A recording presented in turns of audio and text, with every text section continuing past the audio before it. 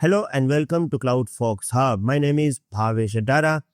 You are learning Amazon SQS and currently we are discussing about queue configuration options. We already discussed about message retention period, delivery delay and maximum message size in previous video.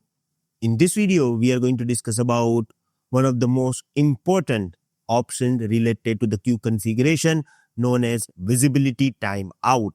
Let's start.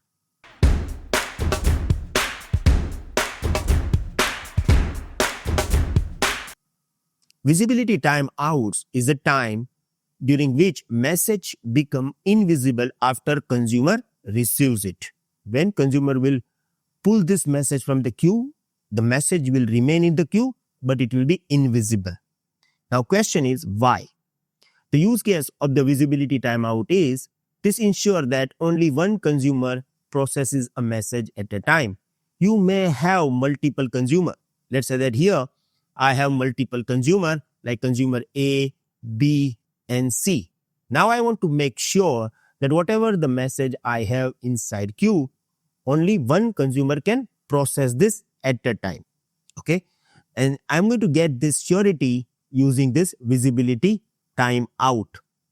If I'm talking about defaults and limits of visibility timeout, default is 30 seconds, minimum 0 second means you can completely disable this, and maximum it is 12 hours.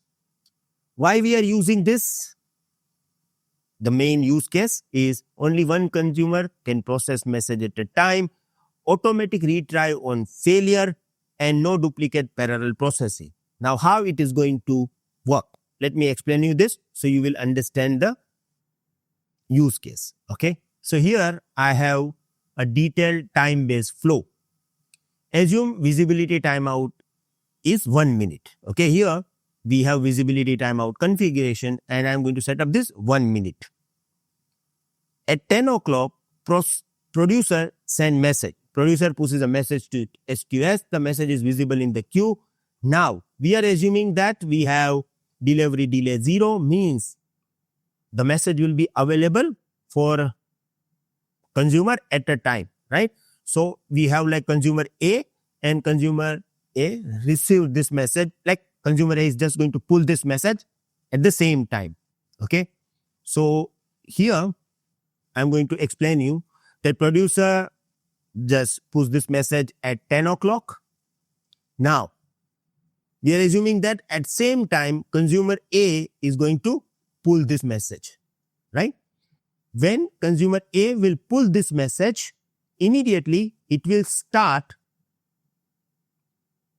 visibility timeout and it is going to start this at 10 o'clock. So from 10 to 10:01 visibility timeout timer will start. Now during this time this message will be in the queue but this message will be invisible. It means during this time, it means in between 10 to 10:01, if consumer B or consumer C is going to poll this queue, they are not able to get this message because this message is actually invisible for 1 minute. Okay. So consumer A receive the message, visibility timeout start for 1 minute, message become invisible, other consumer cannot see or receive this message. Now, 10 to 10:01 processing window, consumer A is processing the message stays hidden from the queue. Now, there are two possibilities. Case 1, consumer succeeds. At 10:00:40 means after 40 seconds, consumer A finishes the process, consumer A deletes the message. Let's say that consumer A is successful after 40 seconds, process completed. So in this case, consumer A will come over here and then it is going to delete this message permanently from the queue because it is now already processed, right? Simple. So it is very normal scenario when consumer is succeeds. Message is permanently removed, no other consumer ever sees it. But what happens if consumer fails? Let's say that at 10:01:05 means after 1 minute 5 seconds, consumer A crashes. Consumer A not able to process this message. Now, if the consumer is crash, means it is not going to queue and it cannot delete this message, right? But at 10:01, visibility timeout will expire. Visibility timeout expire, message become available again. So, if queue is not getting any reply from the consumer at 10:01, message will be visible again after visibility timeout expires. So now at 10:01, A is not replying anything, he is not going to come to delete this, so message will be visible. Now consumer B can push this message and it can process this message, right? So this is the whole processing system.